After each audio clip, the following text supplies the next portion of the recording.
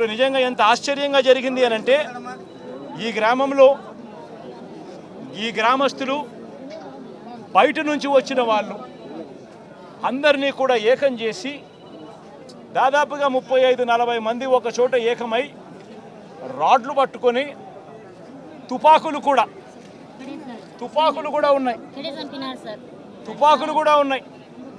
తుపాకులు కూడా చూపించారు రాడ్లు పట్టుకొని కర్రలు పట్టుకొని కత్తులు పట్టుకొని వాళ్ళ గ్రామానికి వాళ్ళంతా కూడా ఇక్కడ చేయడానికి స్వైర విహారం చేయడానికి అందరూ కూడా ఏకమవుతా ఉంటే ఇదే గ్రామంలో నివాసం అంటా ఉన్న నారపురెడ్డి ఎస్ఐకి ఫోన్ చేసింది 9:30 గంటలకు ఫోన్ చేశాడు 9:30కు ఫోన్ చేసి గ్రామంలో వాతావరణం సరిగ్గా లేదు బయట నుంచి కూడా వ్యక్తులు వచ్చారు వీళ్ళందరి చేతుల్లో రాడ్లు కనిపిస్తూ ఉన్నాయి కత్తులు కనిపిస్తూ ఉన్నాయి వీళ్ళ చేతుల్లో తుపాకులు కూడా ఉన్నాయి గ్రామంలో వాతావరణం సరిగ్గా లేదు దయచేసి గ్రామాన్ని ఏదో జరిగే కార్యక్రమం జరగబోతా ఉన్నట్టుగా అనిపిస్తూ ఉంది దయచేసి పోలీసులు రండి అని చెప్పి నారపురెడ్డి రాత్రి 9:30 గంటలకు ఎస్ఐకు తాను ఫోన్ చేస్తే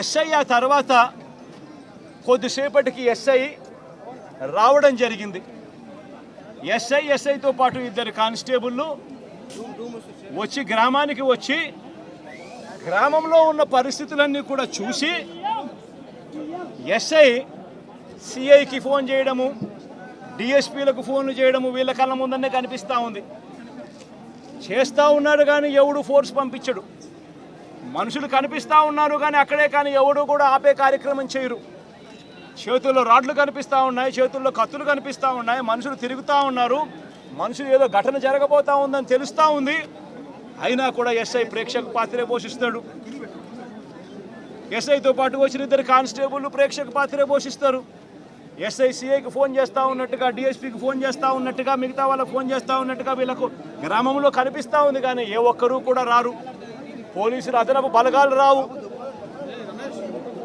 సాక్షాత్తు పోలీసుల సమక్షంలో ఇదే సీతారాంపురం అనే ఇదే గ్రామం జిల్లా కేంద్రమైన నంద్యాలకు కేవలం 15 కిలోమీటర్ల దూరంలో ఉంది కేవలం 10 కిలోమీటర్ల దూరంలోనే ఉంది 15 కూడా కాదు 10 కిలోమీటర్ల దూరంలోనే ఉంది 10 కిలోమీటర్ల దూరంలో జిల్లా హెడ్ క్వార్టర్స్ ఆ జిల్లా హెడ్ క్వార్టర్స్లో ఎస్పీ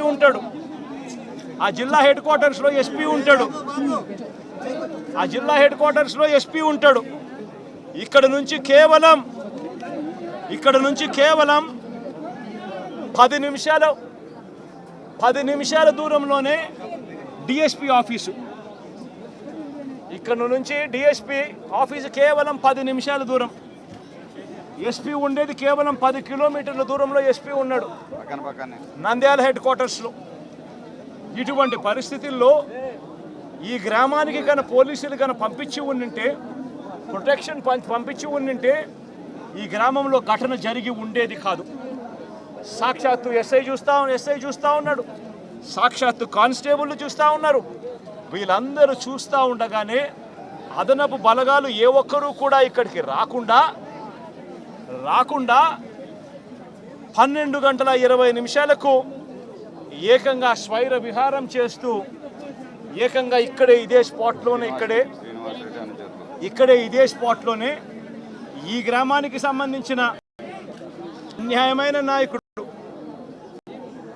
ఇక్కడికి సంబంధించిన ప్రోద్బలం ఇక్కడికి సంబంధించి చంద్రబాబు నాయుడు గారు లోకేష్ గారు అందరి అండదండలు వీళ్ళందరి అండదండలతో పోలీసులు ఎవరు కూడా పంపించకుండా పోలీసులు ఎవరు కూడా ఇక్కడికి రాకుండా సాక్షాత్తు ఎస్ఐ సమయంలో సాక్షాత్తు కానిస్టేబుల్ సమక్షంలో స్వైర విహారం చేస్తూ ఏకంగా నరకడం జరిగారు సుబ్బరాయుడిని హతమార్చారు మిగతాన్ని కొట్టారు మిగతా 2 కుటుంబాలు కొట్టారు చివరికి సుబ్బరాయుడు భార్య పెద్దమ్మను నరికారు ఇవన్నీ ఇక్కడే జరిగాయి ఇదే గ్రామంలో జరిగాయి కానీ ఎస్ఐ కానీ కానిస్టేబుల్ కానీ ఎవరు కూడా ఆపగలిగే పరిస్థితి కూడా లేదు.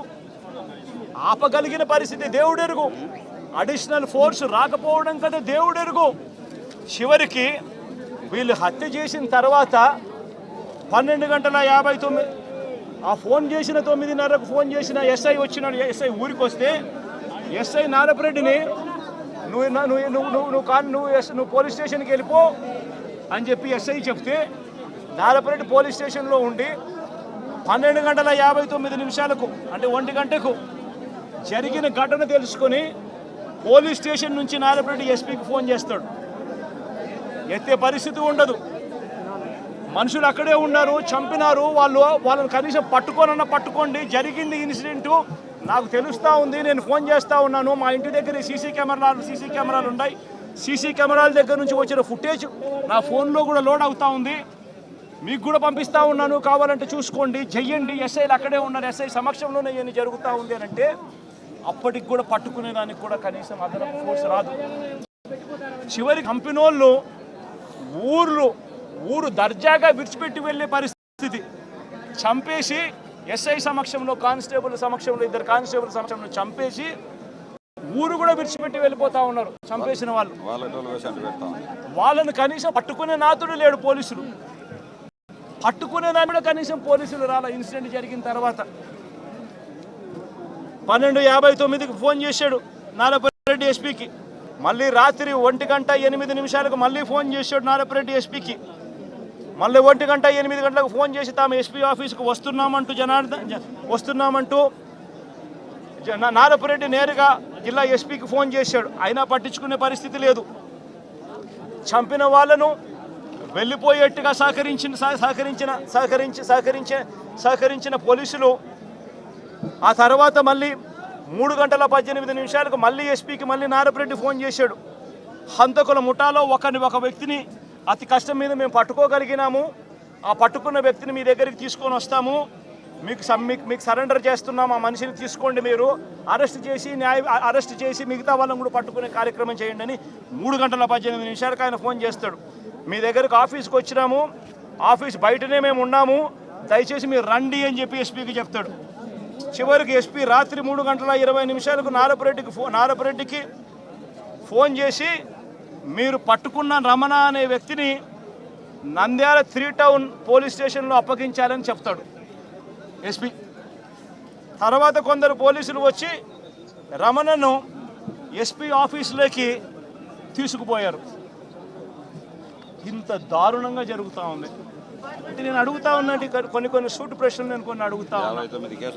నేను ఒకటే అడుగుతా ఉన్నా, ఈ గ్రామంలో ఈ ఘటన జరుగుతూ ఉంది అని చెప్పి మీకు ఫోన్లు వచ్చినాయి. ఫోన్లు వచ్చిన తర్వాత ఎస్ఐ వచ్చినాడు, కానిస్టేబుల్ సమక్షంలో జరుగుతూ ఉన్న విషయాలు చూశాడు. చూసిన తర్వాత కూడా ఎందుకు అడిషనల్ ఫోర్సు ఈ గ్రామానికి రాలేదు? నా మొట్టమొదటి ప్రశ్న, ఎందుకు రాలేదు? తర్వాత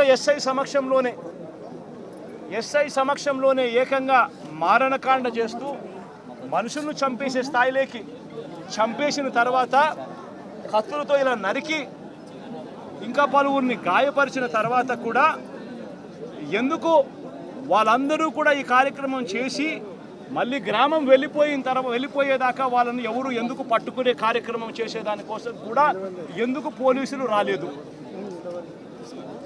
నేను అడుగుతా ఉన్నా ఈ ప్రశ్నలన్నిటికీ.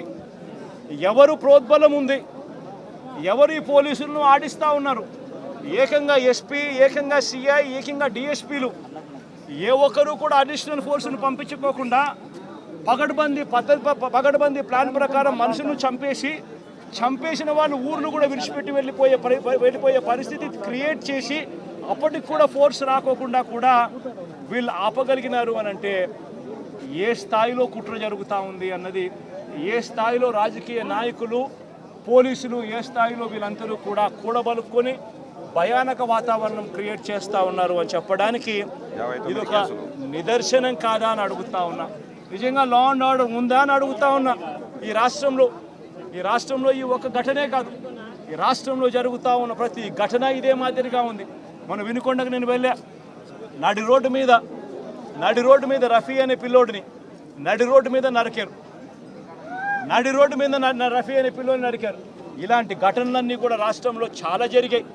దాదాపుగా 30కి పైగా